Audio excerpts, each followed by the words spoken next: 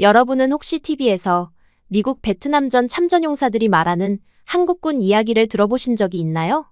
한 분대가 한 부대를 밀어냈다는 전설 같은 얘기 말이죠. 요즘 친구들은 허무맹랑한 이야기라고 믿기 힘들어 할지도 모르겠네요. 오늘의 주인공은 베트남전 참전용사 아버지를 따라 미군이 된 한 여성입니다.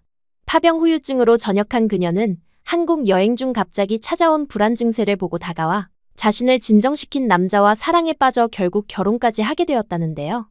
하지만 남편의 체격을 보고 처음엔 육체적인 강함은 전혀 기대하지 않았다고 해요. 그러던 어느 날 그의 눈빛이 180도 바뀌는 순간을 목격한 그녀. 그녀는 기겁해 그 자리에 주저앉았다고 합니다. 대체 무슨 일이 있었던 걸까요? 지금 함께 들어보시죠. 구독과 좋아요는 감동 블라썸 영상 제작에 큰 힘이 됩니다. 안녕하세요. 저는 모니카입니다. 아버지의 훈장은 우리 집 거실에서 가장 밝게 빛나는 물건이었습니다. 어릴 적 제 눈에는 그것이 마치 동화책에 나오는 보물처럼 보였어요. 베트남전에 참전했던 아버지는 그 훈장을 매일 닦지는 않았지만 종종 소파에 앉아 그것을 바라보며 먼 곳을 응시하곤 했습니다. 그럴 때면 아버지의 눈에서 제가 모르는 세상이 반짝였어요. 모니카, 이 훈장은 내가 용감해서 받은 게 아니야. 전우들이 있었기에 받은 거지. 아버지는 늘 그렇게 말씀하셨습니다. 저는 그 말의 무게를 완전히 이해하지 못했지만 훈장 속에 담긴 이야기들이 아버지를 때때로 울리게 한다는 건 알았어요. 나이가 들면서 알게 된 사실이지만 아버지는 젊은 시절 베트남의 정글에서 수많은 전우를 잃었습니다. 그분들의 이름은 아버지의 입에서 기도문처럼 자주 흘러나왔어요. 우리 동네 사람들은 아버지를 볼 때마다 나라를 지켜줘서 고맙다 라는 인사를 건넸습니다. 어린 제게는 그 모습이 영웅 대접 같아 보였어요. 슈퍼마켓에서, 주유소에서, 심지어 교회에서도 사람들은 아버지에게 경의를 표했습니다. 그 모습을 보며 자란 저는 자연스럽게 군인의 꿈을 품게 되었어요. 아빠처럼 될 거예요. 18생일에 제가 한 말에 아버지는 복잡한 표정을 지었습니다. 기쁨과 걱정이 뒤섞인 얼굴이었어요. 지금 돌이켜보면 아버지는 전쟁의 상처를 알기에 딸이 같은 길을 가는 것을 우려했던 것 같습니다. 하지만 그때의 저는 단단한 의지로 가득 차 있었어요. 군 입대는 제게 운명처럼 느껴졌습니다. 훈련소에서의 시간은 고됐지만 매 순간이 저를 더 강하게 만들었어요. 첫 해외 파병 명령을 받았을 때 저는 두려움보다 사명감으로 가득 찼습니다. 아버지의 딸답게 행동하고 싶었어요. 하지만 전쟁터는 제가 상상했던 것과 달랐습니다.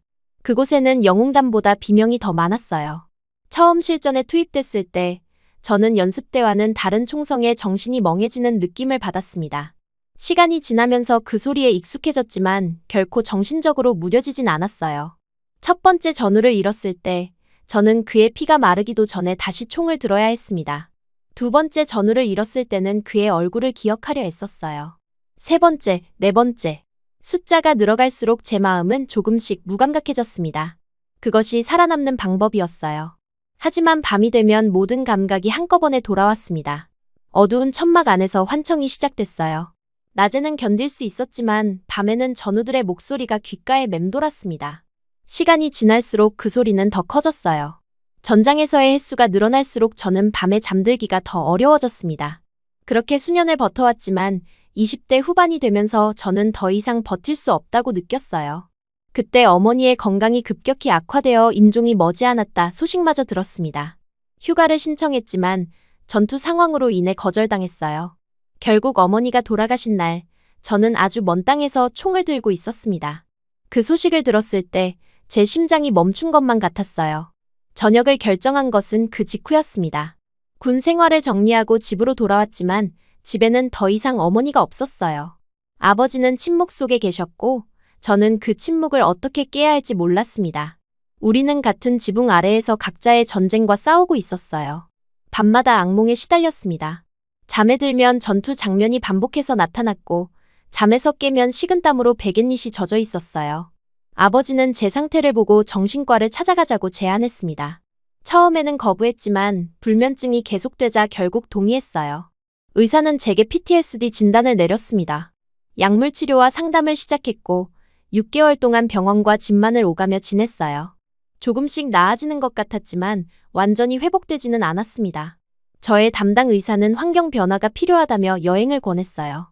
모니카, 새로운 장소에서 새로운 기억을 만들어 보세요. 처음에는 중국을 선택했습니다. 완전히 다른 문화에 몸을 담그면 과거의 기억이 희미해질 것이라 생각했어요. 하지만 현실은 달랐습니다. 북적이는 거리와 끊임없는 소음은 제 신경을 더 예민하게 만들었어요. 불결한 위생 상태는 제 강박을 자극했고 결국 예정보다 일찍 중국을 떠나기로 결정했어요. 그때 아버지의 말이 떠올랐습니다. 모니카, 기회가 되면 한국에 가봐. 그곳의 사람들은 정말 대단해. 베트남에서 한국군의 진짜 강함을 봤단다. 아버지는 베트남전 당시 한국군과 함께 작전을 수행한 경험이 있었고 늘 그들의 규율과 용맹함을 칭찬했어요. 사실 저는 한류를 제대로 접하지 못해 한국에 대해선 휴전국가라는 이미지만 가지고 있었습니다. 북한과의 긴장 관계가 계속되는 나라, 언제든 전쟁이 다시 시작될 수 있는 곳. 그런 생각들이 한국 방문을 망설이게 했어요. 하지만 중국에서의 실패 후 더 이상 선택지가 많지 않았습니다. 결국 한국행 비행기를 예약했어요. 인천공항에 도착했을 때 저는 여전히 불안했습니다. 하지만 공항을 빠져나오자마자 제 예상은 빗나갔어요. 한국은 놀라울 정도로 평화로웠습니다. 거리는 깨끗했고 사람들은 질서 있게 움직였어요. 지하철은 정확한 시간에 도착했고 버스는 정해진 노선을 따라 운행했습니다. 전쟁의 그림자가 있을 거라 생각했던 나라에서 저는 오히려 평온함을 느꼈어요. 서울에 도착한 지 3일째 되는 날이었습니다. 강남 거리를 걷고 있을 때였어요. 갑자기 귀청이 찢어질 듯한 사이렌 소리가 울려 퍼졌습니다. 그 순간 제 몸은 자동적으로 반응했어요. 심장이 미친 듯이 뛰기 시작했고 숨이 가빠졌습니다. 눈앞에 전투 장면이 펼쳐지는 것 같았어요. 그런데 이상했습니다. 주변 사람들은 평소와 다름없이 걷고 있었어요. 일부는 스마트폰을 보고 일부는 대화를 계속하고 있었습니다. 아무도 두려워하지 않았어요. 그런데 저만 패닉 상태에 빠져 있었습니다. 본능적으로 저는 가장 가까운 지하 공간을 찾아 뛰었어요. 지하철 입구였습니다. 계단을 내려가 구석진 곳에 쪼그려 앉았어요. 온몸이 떨리고 있었습니다. 전장의 기억들이 한꺼번에 밀려왔어요. 폭발음, 비명, 먼지. 그때 누군가가 제 어깨에 손을 얹었습니다. 반사적으로 저는 그 손을 잡아 상대를 엎어쳤어요. 바닥에 넘어진 남자는 놀라운 속도로 다시 일어났어요. 그는 저를 공격하는 대신 발작과 가까운 제 몸을 조용히 압박해서 진정시키며 낮은 목소리로 말했습니다. 괜찮아요. 안전해요. 지금은 민방위 훈련일 뿐이에요. 그의 목소리는 차분했고 눈빛은 따뜻했어요. 저는 여전히 경계하고 있었지만 그의 말이 조금씩 제 의식을 관통했습니다. 사이렌 소리가 멈추고 제 호흡이 조금 안정되자 그가 다시 말했어요. 저는 정신과 의사 박시훈이라고 합니다. 당신이 지금 PTSD 반응을 보이고 있다는 걸 알 수 있어요. 제가 어떻게 알았냐고 물었을 때 그는 미소를 지으며 대답했습니다. 저도 군복무 중에 비슷한 경험이 있거든요. 그리고 외국인이 이런 반응을 보이는 건 처음이 아니에요. 한국에서는 매달 민방위 훈련을 해요. 사이렌은 위험 신호가 아니라 훈련 시작을 알리는 거예요. 그의 설명에 조금씩 안도감이 밀려왔습니다. 하지만 제가 그를 공격한 것에 대한 미안함도 함께 밀려왔어요. 그는 어깨를 부여잡고 있었습니다. 분명 다쳤을 텐데도 표정 하나 변하지 않았어요. 정말 죄송해요. 당신을 다치게 했네요. 제 사과에 그는 고개를 저었습니다. 괜찮아요. 전투 훈련을 받은 사람의 반응이란 걸 알고 있으니까요. 그는 주머니에서 명함을 꺼내 저에게 건넸어요. 혹시 도움이 필요하면 연락해주세요. 제 병원은 여기서 멀지 않아요. 그렇게 우리의 첫 만남은 끝났습니다. 저는 떨리는 손으로 그의 명함을 받아들었고 다시 한번 사과의 말을 전했어요. 그는 따뜻한 미소를 지으며 자리를 떠났습니다. 지하철역을 빠져나오면서 저는 문득 그가 제 상태를 즉시 알아보고 적절히 대응했다는 사실에 놀랐어요. 호텔로 돌아가는 길, 저는 그의 명함을 계속 바라보았습니다. 박시훈, 정신건강의학과 전문의라고 씌어 있었어요. 지하철에서의 경험은 충격적이었지만 동시에 저에게 깨달음을 주었습니다. 제가 여전히 치유되지 않았다는 것, 그리고 어쩌면 이 낯선 나라에서 제가 필요로 하는 도움을 찾을 수도 있다는 것이었어요. 다음 날 아침, 저는 침대에서 일어나 창밖을 바라보았습니다. 서울의 하늘은 맑았고 제 마음은 이상하게 가벼웠어요. 박시훈 의사의 명함을 손에 쥐고 그의 병원 주소를 확인했습니다. 잠시 망설였지만 어제의 일을 떠올리며 결심을 굳혔어요. 그는 제 상태를 즉시 파악했고 제가 공격했음에도 평온함을 잃지 않았습니다. 그런 사람이라면 제 이야기를 들어줄 수 있을 것 같았어요. 병원은 생각보다 가까웠습니다. 강남역에서 몇 블록 떨어진 작은 건물 3층이었어요. 안으로 들어서자 조용한 음악이 흐르고 있었습니다. 리셉션에서 제 이름을 말하자 간호사가 따뜻한 미소로 맞아주었습니다. 상담실로 안내된 저는 그가 창가에 서 있는 모습을 보았어요. 어제의 혼란스러운 상황과 달리 그는 흰 의사 가운을 입고 있었습니다. 저를 보자 그가 미소 지었어요. 와주셔서 감사합니다, 모니카 씨. 제가 도움이 될 수 있을지 모르겠지만 최선을 다하겠습니다. 그렇게 첫 상담이 시작되었어요. 처음에는 어색했습니다. 낯선 사람에게 내 이야기를 하는 것이 쉽지 않았어요. 하지만 그의 차분한 목소리와 진중한 태도가 제 마음의 문을 조금씩 열게 했습니다. 그는 제가 미군이었다는 사실에 놀라움을 표현했지만 금세 이해하는 눈빛을 보여주었어요. 그날 저는 아버지에 대한 이야기부터 시작했습니다. 베트남전에 참전했던 아버지가 제게 미친 영향 그리고 제가 군인의 길을 선택하게 된 이유에 대해 말했어요. 시운 의사는 끄덕이며 경청했습니다.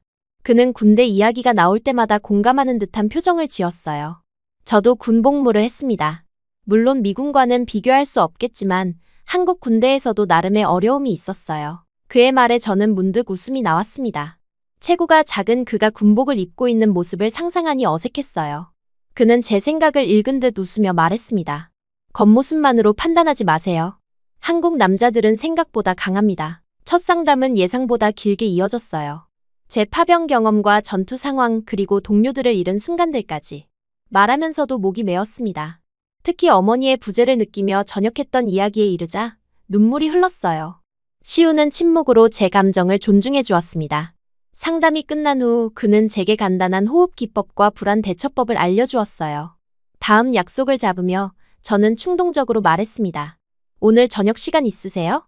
감사의 의미로 식사 대접하고 싶어요. 그렇게 우리는 첫 데이트를 하게 되었습니다. 저녁에 만난 그는 의사 가운이 아닌 단정한 셔츠와 청바지 차림이었습니다. 식당에서 그는 제게 한국 음식의 이름과 먹는 방법을 알려주었어요. 소주를 한 잔 마신 후 그는 더 편안하게 자신의 이야기를 들려주었습니다. 다른 의사들보다 많이 벌지 못하는 정신과를 선택한 이유를 물어봤을 때 그는 현대 사람들이 알게 모르게 하나쯤은 다 가지고 사는 정신적 고통 때문이라고 했습니다. 그의 이야기를 들으며 저는 그가 겉보기와 달리 단단한 내면을 가진 사람임을 느꼈어요. 우리 사회에서는 정신적 문제를 나약함 또는 핑계로 여기는 경우가 많았어요. 저는 그게 잘못됐다고 생각했습니다. 그의 말에 깊이 공감했습니다. 미군에서도 PTSD는 오랫동안 숨겨야 할 약점으로 여겨졌어요. 우리는 밤늦게까지 대화를 나누었습니다. 처음으로 군 생활의 어두운 면을 솔직하게 나눌 수 있는 사람을 만난 기분이었어요.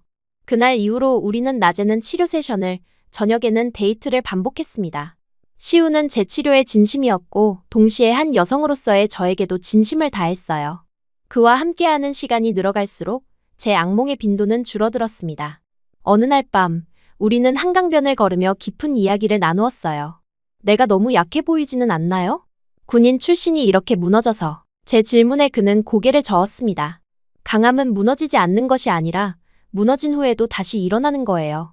당신은 정말 강한 사람입니다. 그의 말에 저는 문득 울컥했어요. 제가 오랫동안 스스로에게 바랐던 위로였습니다. 그날 밤, 처음으로 그의 손을 잡았어요. 그의 손은 작았지만 따뜻했습니다. 한국에서의 3주가 지나고 저는 미국으로 돌아가야 할 시간이 다가왔어요. 떠나기 전날 밤, 우리는 서로의 감정을 확인했습니다. 그는 저를 공항까지 배웅했고 작별 인사 대신 곧 보자 라고 말했어요. 저는 그 말이 그저 위로인 줄 알았습니다. 그러나 2주 후 그는 정말로 미국을 찾아왔어요. 아버지를 만나고 싶다고 했습니다. 아버지는 시운을 만나자마자 이상하게 친근감을 표현했어요. 두 사람은 마치 오랜 친구처럼 베트남전과 한국군 이야기를 나누었습니다. 아버지의 표정이 그렇게 밝아진 것은 오랜만이었어요. 저는 아버지에게 시운의 체격을 놀리며 아빠, 벗겨놓고 보면 그냥 마른 편이에요. 미국의 근육질 남자들과는 비교가 안 돼요. 라고 농담했습니다. 그러자 아버지는 의미심장한 표정으로 대답했어요. 모니카, 넌 아직 한국 남자의 진짜 힘을 못 느낀 거야. 베트남에서 내가 본 한국군은 체격과 상관없이 모두 강했어. 시우는 그 말에 겸손하게 웃었지만 그의 눈빛에서 자신감이 느껴졌습니다. 그는 3일간 머물다 돌아갔고 우리는 화상통화로 관계를 이어갔어요. 매주 금요일 밤, 우리는 서로의 일상을 나누었습니다. 시차 때문에 그는 종종 피곤한 눈으로 나타났지만 한 번도 약속을 어기지 않았어요. 장거리 연애가 6개월째 접어들 무렵 그는 다시 미국을 찾아왔습니다. 한국 남자들은 그렇게 낭만이 있다고 하는데 집 앞에서 문을 열자마자 반지부터 꺼내는 지훈에게 장난처럼 핀잔도 줬습니다. 그리고 저는 망설임 없이 결혼하자라고 대답했습니다. 아버지는 우리의 결혼 소식에 기뻐하셨어요. 저는 그가 왜 그렇게 시훈을 신뢰하는지 여전히 이해할 수 없었습니다. 아빠, 왜 그렇게 시훈을 좋아하세요? 만난 지 얼마 안 됐는데. 아버지는 미소 지으며 대답했어요. 그 사람의 눈을 보면 알 수 있어. 책임감 있는 남자야. 그리고 한국 남자들은 가족을 소중히 여긴다는 걸 내가 잘 알지. 결혼 준비는 빠르게 진행되었습니다. 우리는 서울에서 작은 결혼식을 올리기로 했어요. 미국의 가족과 친구들 중 몇몇이 한국까지 와주었고 시훈의 가족과 함께 따뜻한 시간을 보냈습니다. 그의 부모님은 영어를 잘하지 못했지만 진심 어린 환대로 저를 맞아주셨어요. 결혼식 날, 저는 처음으로 드레스를 입었습니다. 군복이 편했던 군인이었지만 저도 여자이긴 했나 봅니다. 마음은 이상하게 가벼웠어요. 아버지가 저를 시훈에게 데려다주며 말했습니다. 내 딸을 부탁한다. 간결한 말이었지만 그 속에 담긴 신뢰가 느껴졌어요. 시훈은 고개를 숙이며 걱정 마세요, 아버님. 이라고 대답했습니다. 그 순간 저는 제가 올바른 선택을 했다는 확신이 들었어요. 결혼식은 간소했지만 의미 있었습니다. 두 문화의 만남을 상징하는 요소들이 곳곳에 있었어요. 축하 연설에서 아버지는 눈물을 참으며 마지막에 이렇게 말했어요. 내 딸이 이렇게 좋은 남자를 만난 것은 내게 큰 축복이다. 파티가 끝나고 우리는 신혼여행을 위해 발리로 떠날 준비를 했습니다. 그 전에 아버지가 저를 잠시 불렀어요. 그는 제 손을 꼭 잡으며 말했습니다. 모니카, 내가 오랫동안 치유되지 않은 상처를 안고 살아왔다는 걸 알아. 하지만 이제 넌 혼자가 아니야. 시우는 너의 상처를 이해하고 함께 견딜 수 있는 사람이야. 아버지의 말은 제 마음 깊은 곳을 건드렸어요. 신혼여행을 떠나기 전 저는 마지막으로 시훈에게 물었습니다. 당신이 날 선택한 이유가 뭐예요? 내 상처와 악몽을 알면서도. 그는 잠시 생각하더니 진지한 표정으로 대답했어요. 상처는 우리를 약하게 만들지 않아요. 오히려 그것을 견디는 과정에서 우리는 더 강해지죠. 당신의 강인함과 따뜻함이 날 끌어당겼어요. 그리고 첫 엎어치기에 반했다고 하면 믿으시겠어요? 그의 말에 저는 웃음을 터뜨렸습니다. 그는 언제나 진지함 속에 유머를 섞는 재주가 있었어요. 그렇게 우리는 새로운 시작을 향해 떠났습니다. 발리행 비행기에 오르며 저는 오랫동안 잠들지 못했던 마음의 한 조각이 조용히 내려앉는 것을 느꼈어요. 그것은 안정감이었고 오랜만에 찾아온 평화였습니다. 발리로 향하는 비행기 안에서 저는 창밖을 내다보며 생각에 잠겼습니다. 결혼이라는 단어가 주는 무게감이 이제야 실감났어요. 군 생활을 하는 동안 결혼은 언제나 먼 미래의 일처럼 느껴졌습니다. 전투와 임무가 제 삶의 전부였고 그 속에서 사랑이나 가족을 꿈꿀 여유는 없었어요. 하지만 지금 옆자리에서 잠든 시훈의 모습을 바라보니 모든 것이 달라졌습니다. 발리 공항에 도착했을 때 습한 공기가 저희를 반겼어요. 한국의 선선한 가을과는 달리 이곳은 항상 여름 같았습니다. 숙소로 향하는 차 안에서 시우는 여행 가이드북을 펼치며 방문할 곳들을 설명했어요. 그는 늘 계획적이었고 이번 여행도 완벽하게 준비해 왔습니다. 발리는 신들의 섬이라고 불린대요. 곳곳에 사원이 있고 바다는 정말 아름답다고 합니다. 시훈의 말에 저는 미소 지었어요. 그의 목소리에서 들리는 설렘이 귀여웠습니다. 사실 저는 여행지보다 그와 함께하는 시간 자체가 더 기대됐어요. 전쟁의 기억에서 벗어나 그저 평범한 신혼부부로 지내는 시간이 필요했습니다. 숙소는 바다가 보이는 작은 빌라였어요. 테라스에서 바라보는 인도양은 끝없이 펼쳐져 있었습니다. 첫날, 우리는 빌라 주변을 산책하며 현지 시장을 구경했어요. 시우는 현지인들과 영어로 대화하며 이것저것 물었습니다. 그의 적극적인 모습이 새롭게 느껴졌어요. 병원에서는 늘 조용하고 신중했는데 여행지에서는 호기심 많은 소년처럼 활기찼습니다. 저녁에는 해변가 레스토랑에서 식사를 했어요. 촛불 아래 시훈의 얼굴은 더욱 부드러워 보였습니다. 그는 와인을 한 잔 마시더니 문득 물었어요. 후회하지 않아요? 미국을 떠나 한국에서 살게 될 텐데. 저는 고개를 저었습니다. 미국에는 아버지가 계시지만 그곳에 저를 묶어두는 건 사실 기억뿐이었어요. 전쟁의 악몽, 어머니의 빈자리, 불면의 밤들. 어쩌면 새로운 시작이 필요했는지도 모릅니다. 그리고 시훈과 함께라면 어디서든 괜찮을 것 같았어요. 오히려 기대돼요. 당신 덕분에 한국이 이미 친숙해졌고 더 많은 걸 배우고 싶어요. 그렇게 우리의 신혼여행은 평화롭게 시작되었습니다. 낮에는 사원을 방문하거나 해변에서 시간을 보냈고 밤에는 빌라에서 서로의 온기를 나누었어요. 마치 전쟁도 상처도 없었던 것처럼 행복했습니다. 특히 시운의 따뜻한 품 안에서는 악몽조차 찾아오지 않았어요. 신혼여행 나흘째 되던 날이었습니다. 저희는 현지 음식을 먹기 위해 시내로 나갔어요. 식사 후 호텔로 돌아가는 길 골목길을 지나게 되었습니다. 밤이 늦어거리는 한적했고 가로등만이 어둠을 밝히고 있었어요. 시우는 제 손을 꼭 잡고 걸었습니다. 갑자기 골목길 너머로 철제 쓰레기통이 쓰러지는 소리가 크게 들렸어요. 그 소리는 마치 폭발음처럼 제 귓가에 울렸습니다. 순간적으로 제 몸은 긴장했고 호흡이 가빠졌어요. 그때 비명 소리가 들렸습니다. 저희 앞쪽 골목에서 한 여성이 두 남자에게 둘러싸여 있었어요. 남자들은 위협적인 자세로 여성에게 다가가고 있었습니다. 시운이 제 손을 잡은 채 현장을 살폈어요. 그의 눈빛이 달라졌습니다. 평소의 부드러운 눈빛이 아닌 날카로운 시선으로 상황을 분석하고 있었어요. 저는 그런 표정을 본 적이 없었습니다. 여기 있어요. 그 말을 남기고 시우는 제 손을 놓았습니다. 저는 대답할 틈도 없이 그가 달려가는 모습을 보았어요. 그런데 그때 제 몸이 굳어버렸습니다. 전쟁 중 매복 공격을 받았던 기억이 번개처럼 되살아났어요. 비명소리, 어둠, 위험, 모든 것이 과거의 악몽과 겹쳐졌습니다. 저는 그 자리에 얼어붙은 채 시운을 도울 수 없었어요.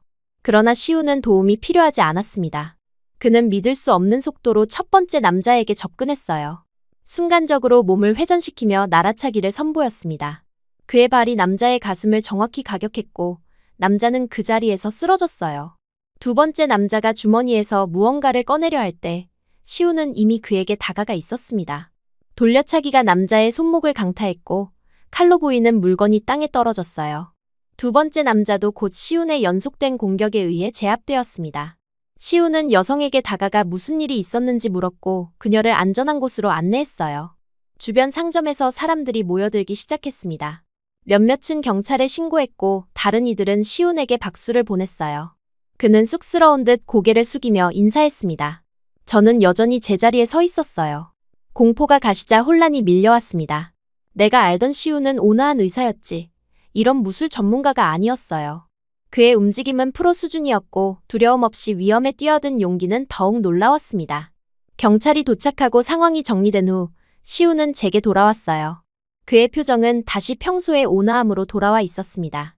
마치 방금 일어난 일이 환상인 것처럼 자연스러웠어요. 괜찮아요? 놀라셨죠? 그의 물음에 저는 고개만 끄덕였습니다. 호텔로 돌아가는 내내 저는 말없이 그의 손을 꼭 잡고 있었어요. 방에 도착해서야 제 입이 열렸습니다.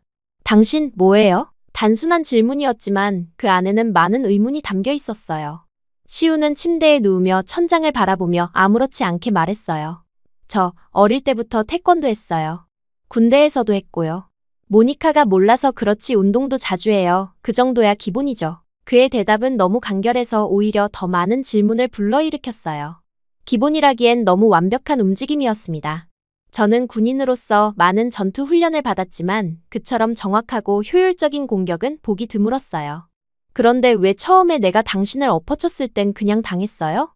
그때도 피할 수 있었을 텐데. 제 질문에 시우는 부드럽게 웃었습니다. PTSD로 힘들어하는 사람을 제가 어떻게 제압하겠어요? 그냥 낙법으로 받아낸 거예요. 그제야 이해가 됐어요. 첫 만남에서 제가 그를 공격했을 때 그는 일부러 당한 것이었습니다. 바닥에 떨어지면서도 다치지 않았던 이유, 그리고 곧바로 저를 진정시킬 수 있었던 이유가 있었어요. 그는 이미 모든 걸 통제하고 있었습니다. 그날 밤, 우리는 평소보다 더 많은 이야기를 나눴습니다.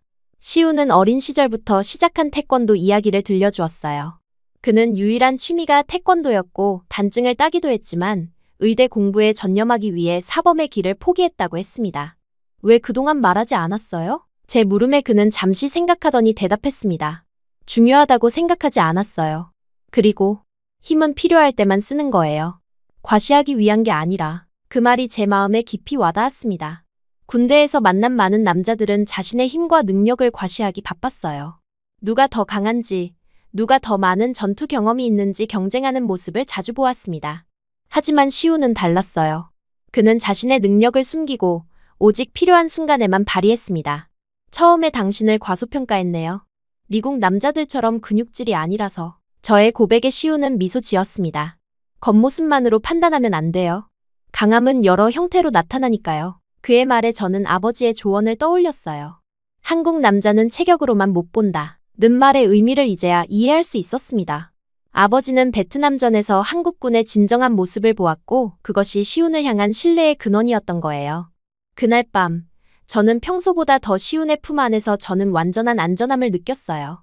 더 이상 그를 약하다고 생각하지 않았고 오히려 그의 내면에 숨겨진 강함에 더 깊이 매료되었습니다.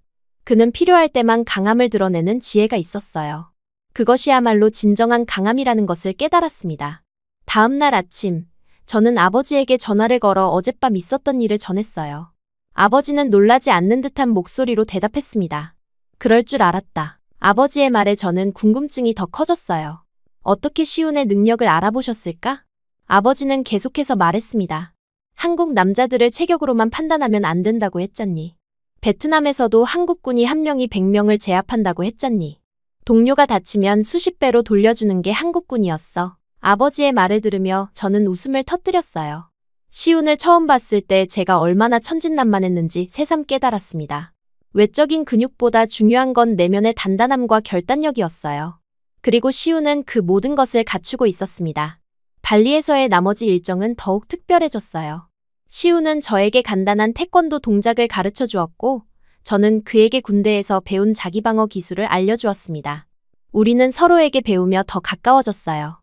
함께 웃고 함께 땀 흘리는 시간이 치유의 시간이 되었습니다. 마지막 밤 해변가를 걸으며 저는 그의 손을 꼭 잡으며 말했습니다. 당신의 모든 면을 사랑해요. 약해 보이는 모습도 강한 모습도. 시우는 제 이마에 키스하며 속삭였어요. 당신도 마찬가지예요. 당신의 상처와 악몽까지도 모든 것을 사랑합니다. 그 말에 저는 가슴이 따뜻해지는 것을 느꼈습니다. 발리의 밤바다를 배경으로 우리는 서로의 가장 깊은 기억까지 안아주며 더 가까워졌어요. 그날 밤 우리는 더 이상의 비밀 없이 온전히 서로에게 몸을 맡겼습니다. 그것은 단순한 육체적 결합을 넘어 영혼의 만남이었어요. 발리에서의 신혼여행을 마치고 한국으로 돌아온 지 2달이 지났습니다. 그동안 저는 한국 생활에 적응하기 위해 노력했어요. 시우는 병원 일로 바빴지만 퇴근 후에는 항상 저와 함께 시간을 보냈습니다. 한글을 배우고 한식 요리법을 익히고 한국 문화를 이해하는 과정은 생각보다 즐거웠어요. 미국에서의 삶보다 훨씬 평화로웠습니다. 그러던 어느 날 아침 갑작스러운 메스꺼움이 찾아왔어요. 처음에는 음식 때문이라고 생각했지만 증상이 계속되자 시운이 병원에 데려갔습니다. 진단은 예상 밖이었어요. 저는 임신 8주차였습니다. 초음파 화면에 나타난 작은 생명체를 보며 시운과 저는 말없이 서로의 손을 꼭 잡았어요. 기쁨과 두려움이 동시에 밀려왔습니다. 엄마가 될 거예요. 제 말에 시우는 눈물을 감추지 못했어요. 그는 항상 감정을 절제하는 사람이었지만 그날만큼은 달랐습니다. 집으로 돌아오는 길 그는 계속해서 제 손을 잡고 배를 바라보았어요. 마치 믿기지 않는다는 듯이 말입니다. 임신 소식을 아버지에게 전했을 때 아버지는 망설임 없이 한국행 비행기표를 예약했어요. 그는 한 걸음에 날아오셨습니다. 시운의 부모님과 함께한 식사 자리에서 아버지는 서툰 한국어로 감사 인사를 전했어요. 언어의 장벽에도 불구하고 그들은 곧 할아버지들로서 서로를 이해했습니다. 아버지는 2주간 머물며 한국의 여러 곳을 구경했어요. 서울타워, 경복궁, 인사동. 시운이 틈틈이 가이드가 되어 아버지를 안내했습니다.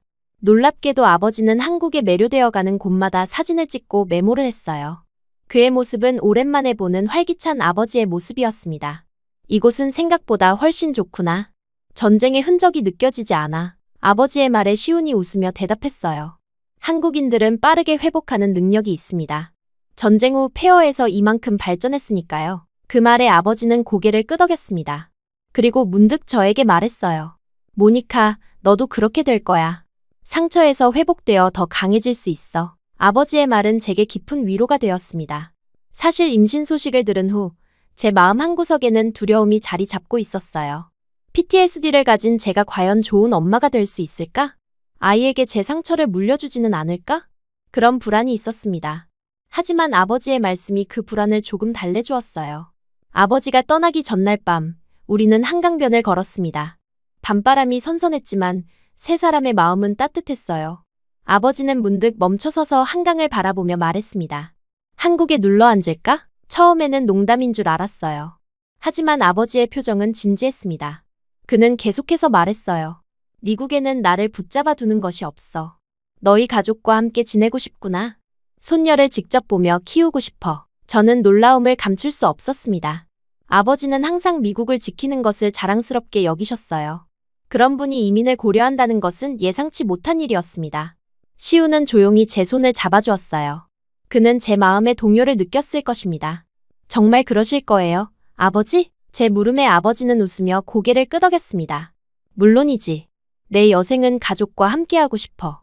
그리고 한국이 마음에 들어. 이곳은 과거의 상처를 이겨낸 나라야. 마치 우리처럼 말이야. 아버지의 결정은 저에게 큰 기쁨이었어요. 임신 중 가족의 지지는 더욱 소중했습니다. 그리고 아버지가 한국에 정착하기로 한 것은 어쩌면 그도 새로운 시작을 원했기 때문일지도 모릅니다. 베트남전의 기억에서 벗어나 새로운 추억을 만들고 싶었던 거예요. 임신 기간 동안 시우는 정말 든든한 지원자였습니다.